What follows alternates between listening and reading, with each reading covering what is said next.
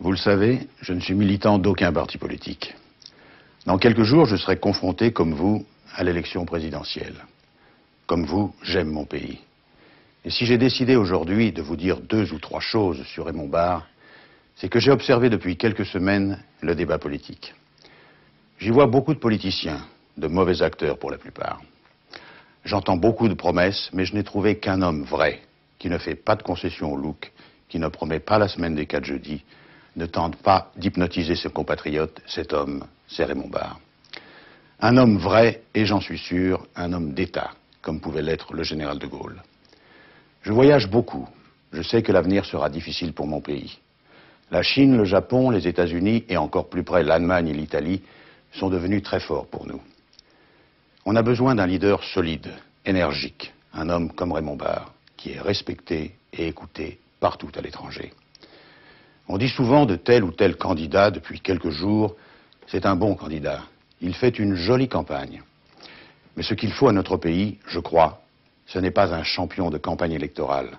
C'est un président, un grand président. Voilà pourquoi je vous demande d'écouter maintenant Raymond Barre répondre aux questions de Philippe Vasseur. Il va vous dire comment concrètement il compte guérir la maladie du chômage, simplifier notre fiscalité et baisser la TVA. Écoutez-le bien. Le 24 avril prochain, quand vous placerez votre bulletin dans l'urne, je sais que vous penserez à l'avenir, et surtout à l'avenir des jeunes.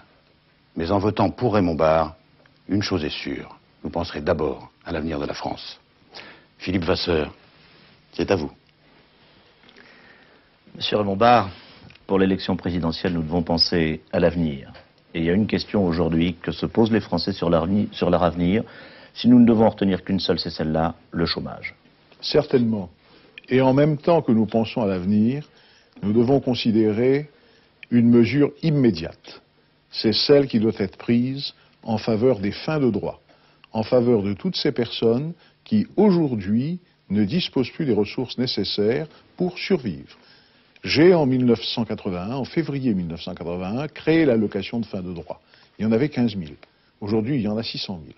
Je crois qu'il faut prendre de manière urgente des mesures tendant à attribuer une aide personnalisée, décentralisée, adaptable à chaque situation, à ceux qui ont à faire face aux épreuves nées de la perte de leur activité. C'est un engagement que je prends. Alors là, vous apportez une solution immédiate. C'est le problème immédiat. À des cas pathétiques, à des situations dramatiques, mais pour le reste, pour la suite, il faut offrir la possibilité de trouver des emplois, de créer des emplois. Alors, peu de gens en parlent aujourd'hui. C'est un débat qui est absent, un débat de fond qui est absent de notre campagne. Pourquoi ce vide?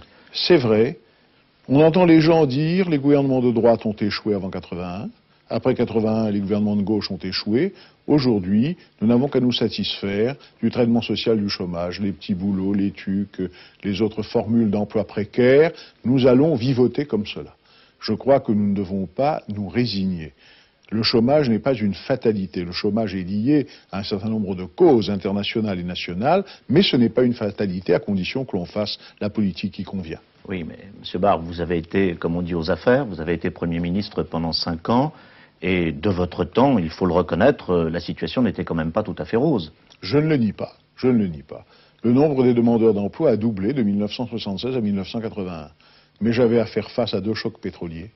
Et vous savez que sous le gouvernement dont j'étais le Premier ministre, il y a toujours eu en France un accroissement du nombre d'emplois créés. Les demandeurs d'emploi ont augmenté, parce qu'il y avait 225 000 jeunes qui arrivaient à partir de 1977 tous les ans sur le marché du travail. Mais l'économie française continue à créer des emplois. Elle n'en créait pas suffisamment, mais elle en créait. 146 000 de 1976 à 1981. Alors que depuis 1981, la France a perdu des emplois. Il n'y a plus de création d'emplois. Et à l'heure actuelle, il n'y a pas de création d'emplois en France. C'est ce point qui est le plus préoccupant. Alors, voyons ce qui se passe à l'étranger. Est-ce que l'on crée des emplois chez nos partenaires européens? Un témoignage, celui de Bernard Bosson, ministre chargé des Affaires européennes. Regardons autour de nous. Le nombre des emplois en Europe a retrouvé son niveau le plus élevé depuis la guerre. En 5 ans, l'Allemagne, l'Angleterre, l'Italie ont réussi à créer plus de 2 millions d'emplois.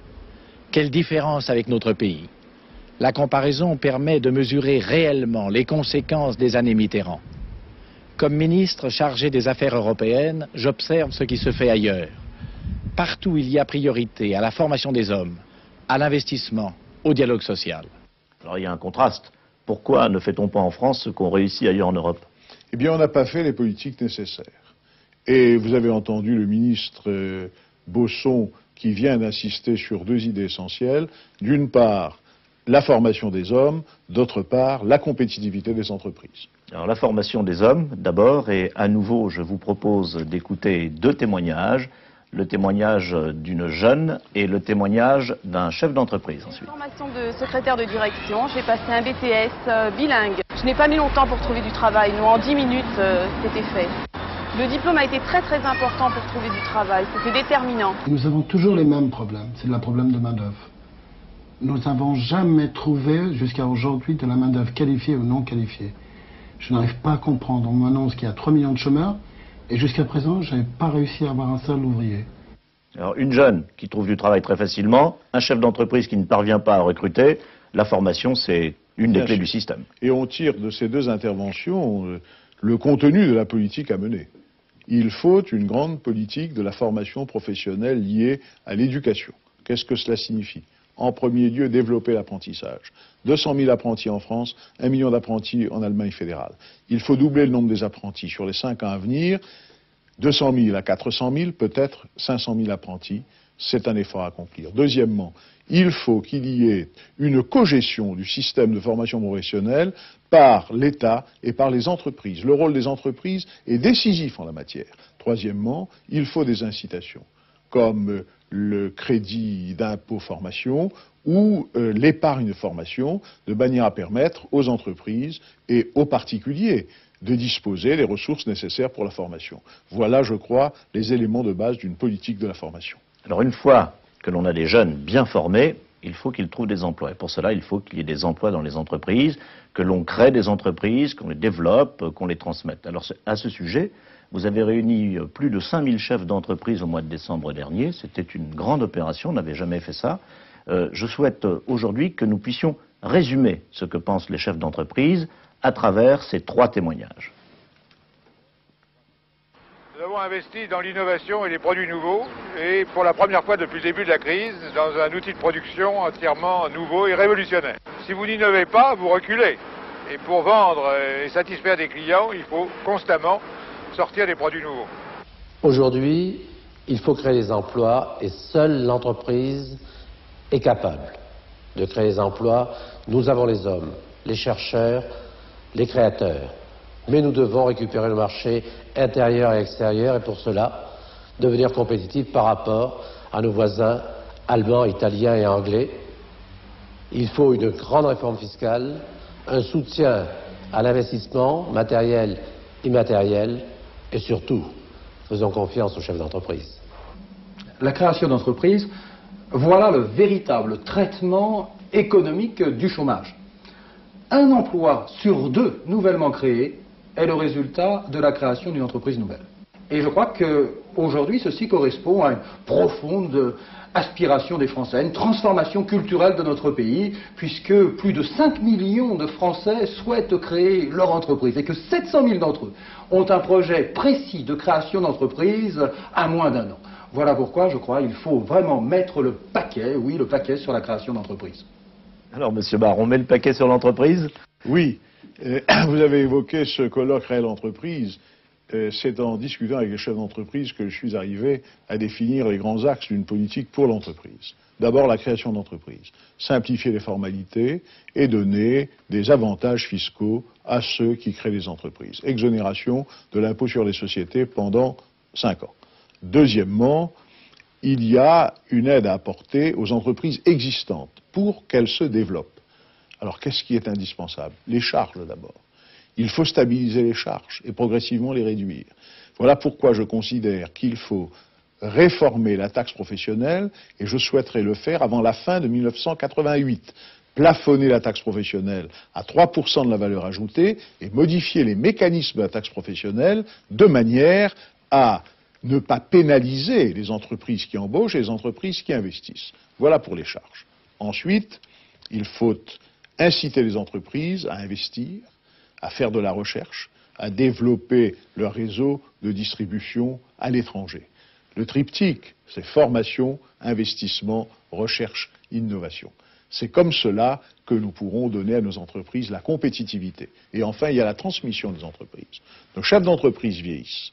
Il faut que des jeunes puissent reprendre les entreprises. Or, les droits de succession ou les droits de transmission sont élevés.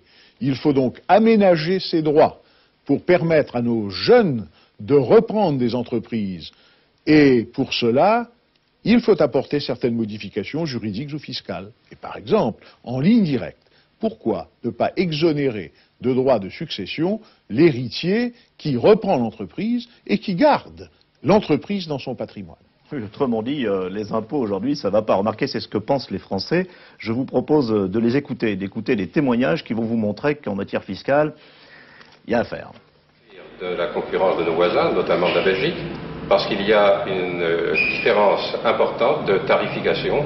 Les prix hors taxe sont plus faibles en Belgique qu'en France et la TVA est plus faible également. Ces deux facteurs nous font déjà concurrence. La fiscalité directe et indirecte, aujourd'hui en France, est mal adaptée. C'est un frein important de motivation. Pourquoi travailler plus pour gagner moins? Et j'ai d'ailleurs envisagé de partir à l'étranger, et en particulier aux États-Unis, pour trouver là-bas une possibilité professionnelle et salariale qui permette de mieux m'exprimer. Pour l'artisanat, la fiscalité est lourde. En plus, le coût de la TVA, les clients acceptent avec difficulté de voir en bas de leur facture 18,6% en plus. On a l'impression que c'est tout le système des impôts qu'il faudrait changer en France. Est-ce que c'est faisable? C'est la raison pour laquelle je ne parle pas de mesures ponctuelles en matière de fiscalité. Je crois que nous devons modifier globalement notre fiscalité. Ça ne se fera pas du jour au lendemain, mais il faut avoir une perspective et il faut s'y tenir résolument. Qu'est-ce que j'ai proposé? J'ai proposé premièrement que nous harmonisions notre TVA avec nos partenaires étrangers. Nos taux de TVA sont trop élevés. Ils sont trop nombreux et ils sont trop élevés. Si nous diminuons la TVA, nous allons donner du pouvoir d'achat aux revenus, notamment aux revenus modestes. Et nous allons améliorer la situation de nos entreprises. Croyez-vous que le gouvernement, au mois de décembre dernier, quand il a diminué la TVA sur les entreprises, a fait cela uniquement que par inspiration céleste? Sur les automobiles. Sur les automobiles. Deuxièmement, il faut, en matière d'impôt sur les sociétés, mettre nos entreprises en état de concurrence avec leurs partenaires étrangers, parce que les entreprises étrangères voient baisser le taux d'impôt sur les sociétés. Les sociétés pourront ainsi innover, investir, elles disposeront de plus de ressources propres, elles s'endetteront moins. Et en troisième lieu, il faut tenir compte du taux de l'impôt sur le revenu qui peut décourager ceux qui travaillent, ceux qui investissent, ceux qui épargnent. Car c'est cela qu'il faut encourager. Il faut éviter la fuite des cerveaux, comme en Grande-Bretagne, sous le gouvernement travailliste, comme en Suède. Et c'est en modifiant la répartition de l'impôt sur le revenu, qui est concentrée aujourd'hui, 15% de Français payent 65% de l'impôt sur le revenu. Il faut modifier cette répartition de l'impôt sur le revenu et faire en sorte que ceux qui travaillent, qui investissent, qui entreprennent, puissent bénéficier du rendement de leur activité. On voit bien le fil conducteur de votre politique économique, qui est une politique pour l'emploi. Mais vous êtes un homme qui ne fait pas beaucoup de promesses, en tout cas pas de promesses à la légère, quelquefois on vous le reproche même d'ailleurs. Mais enfin, vous ne dorez pas la pilule aux Français, si vous me permettez cette expression. Mais aujourd'hui, j'aimerais vous demander de promettre quelque chose, si vous le pouvez, car on sait que quand vous promettez, vous tenez. Est-ce que vous pouvez promettre que si vous êtes élu, le chômage diminuera en France? Écoutez, je ne fais pas de promesses. Je prends des engagements. J'ai indiqué un certain nombre de mesures précises. J'ai regardé ce qui se fait à l'étranger. Je crois que nous pouvons mettre en œuvre une politique qui va conduire à la réduction du nombre des demandeurs d'emploi et qui va permettre à l'économie française de créer de nouveau des emplois. Voilà l'engagement simple et clair que je prends.